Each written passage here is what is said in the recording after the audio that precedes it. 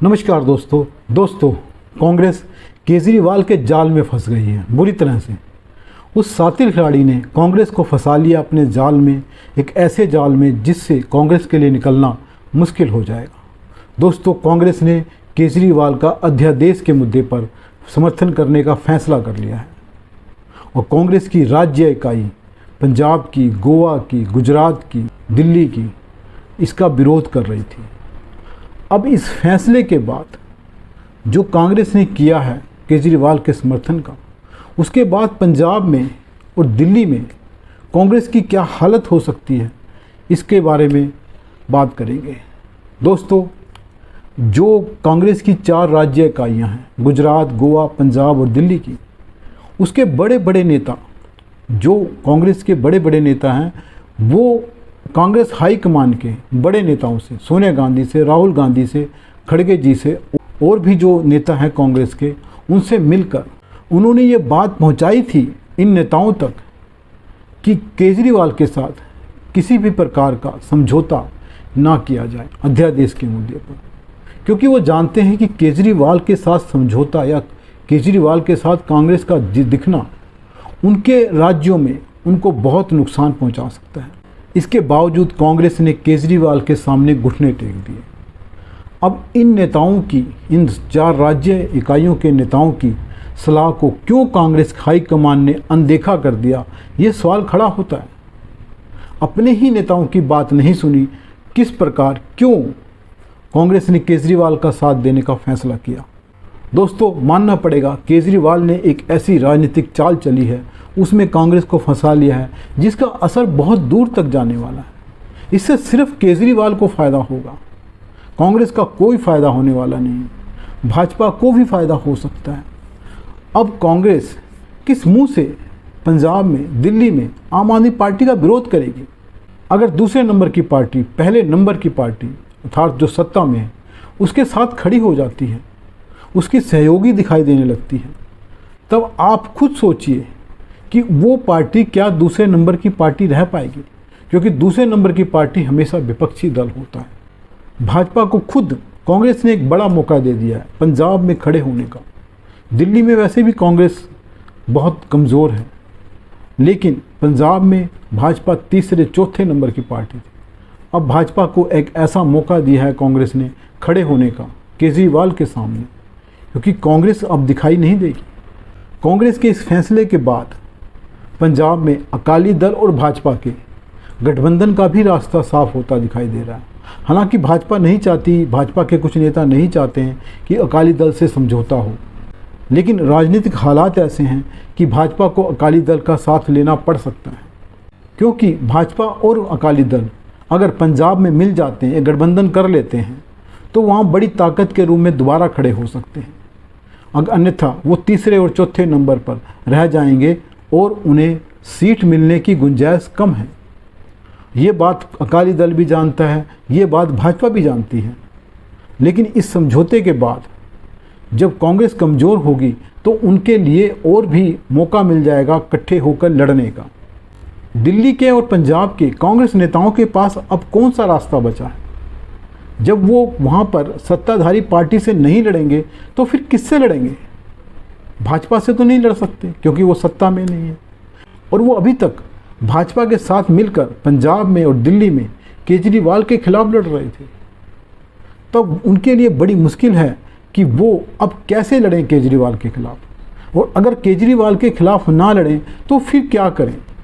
अब वो राजनीति किस आधार पर करेंगे, किसके खिलाफ लड़ेंगे? और मेरा मानना है कि अब पंजाब में, दिल्ली में, गुजरात में और गोवा में भी कांग्रेस की इकाइयाँ टूट सकती हैं। इसके नेता बिखर सकते हैं, दूसरी पार्टियों में जा सकते हैं, आम आदमी पार्टी में जा सकते हैं या भाजपा में आ सकते हैं, क्योंकि सत्ता तो सभी नेताओं को चाहिए।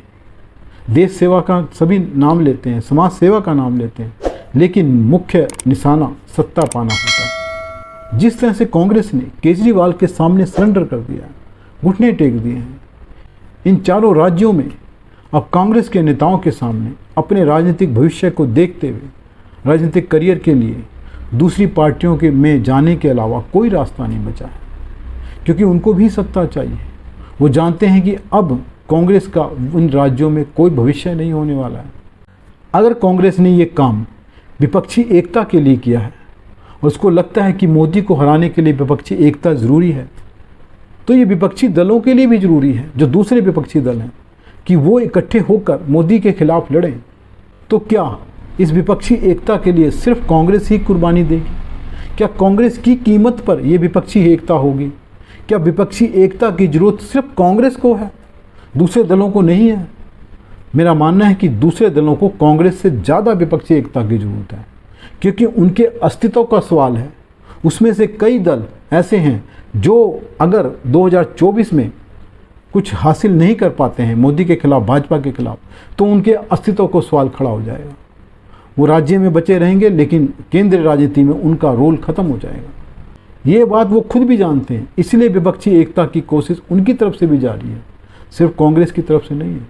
लेकिन कोई कुर्बानी नहीं देना चाहता, सभी विपक्षी दल कुर्बानी कांग्रेस से चाहते हैं। इसलिए कांग्रेस को सोचना होगा कि वो कुर्बानी कहाँ तक देगी। जो लोग उसकी ज़मीन छीन कर आज खड़े हुए हैं, भाजपा के खिलाफ खड़े हैं, वो बेशक भाजपा के दुश्मन हैं, लेकिन वो कांग्रेस के भी दुश्मन हैं। दुश्मन का दुश्मन दोस्त होता है, ठीक है, लेकिन अगर वो आपका भी दुश्मन है तो आपको सोच समझ कर कदम उठाने की ज़रूरत है। कांग्रेस को सोचना होगा कि जो लोग आज उसकी ही ज़मीन छीनकर जमींदार बन गए हैं, वो उसकी ज़मीन पर आज भी नज़र गड़ाए हुए हैं। अगर कांग्रेस उनको मौका देती है तो वो उसकी ज़मीन छीन लेंगे। इसलिए कांग्रेस को अपनी ज़मीन बचाकर ये समझौता करना है, राष्ट्रीय एकता करनी है, विपक्षी दलों की एकता करनी है। दूसरी बात दोस्तों, केजरीवाल क्या अध्यादेश के मुद्दे पर समर्थन करने के बाद कांग्रेस के साथ खड़े हो जाएंगे? नहीं खड़े होंगे। वो और भी शर्तें लगा सकते हैं।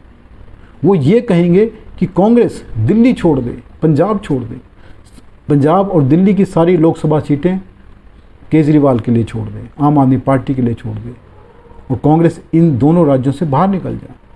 मान लीजिए कांग्रेस इसको भी मान जाती है, ठीक है, कांग्रेस अगर कुर्बानी देने पर आ गई है तो ये कुर्बानी भी दे देती है। फिर वो क्या करेंगे? वो आगे जाएंगे, गुजरात में कुछ सीटें मांगेंगे, कुछ सीटें वो गोवा में मांग सकते हैं, मध्य प्रदेश में मांग सकते हैं, क्योंकि उनकी डिमांड ख़त्म होने वाली नहीं है, क्योंकि उनको पता लग गया है कि कांग्रेस झुक रही है। जब कांग्रेस झुक रही है तो उसको और झुकाया जाए, उससे और कीमत मांगी जाए। वो क्या ये बात सिर्फ केजरीवाल तक सीमित रहने वाली है? नहीं दोस्तों, ये बात जाएगी ममता बनर्जी तक। ममता बनर्जी कल को कीमत मांगेंगी, वो भी चाहेंगी कि कांग्रेस बंगाल छोड़ दे। अखिलेश यादव आएंगे, वो कहेंगे कांग्रेस यूपी छोड़ दे। नीतीश कुमार आएंगे, लालू यादव आएंगे, कांग्रेस बिहार छोड़ दे। स्टालिन आएंगे, वो कांग्रेस तमिलनाडु छोड़ दे। तो कांग्रेस क्या क्या छोड़ेगी, ये कांग्रेस को सोचना होगा। केजरीवाल के सामने झुककर कांग्रेस ने एक ऐसा रास्ता खोल दिया है दूसरे विपक्षी दलों के लिए, जहां से वो कांग्रेस को ब्लैकमेल करेंगे, उसको धमकाएंगे और उससे वो कीमत मांगेंगे जो कांग्रेस को देना कहीं से भी फायदेमंद नहीं है। कांग्रेस एक बड़ी पार्टी है, राष्ट्रीय पार्टी है। को भाजपा के बाद अगर कोई इस देश में राजनीतिक ताकत है तो कांग्रेस है। आज भी कांग्रेस के पास 12-13 करोड़ वोट हैं, लेकिन ये जो दूसरे राजनीतिक दल हैं, विपक्षी दल हैं, वो कांग्रेस की वो कीमत नहीं लगाते हैं। वो लोकसभा की एक सीट लेकर भी प्रधानमंत्री बनने का सपना पाल लेते हैं। वो कांग्रेस की 54 सीटों की वैल्यू नहीं करते हैं। इसमें कई राजनीतिक दल शामिल हैं, अब किसका नाम लिया जाए? दोस्तों, आप भी इस पर विचार कीजिए कि कांग्रेस ने जो कीमत चुकाई है केजरीवाल को समर्थन देकर, उसका क्या हश्र होने वाला है।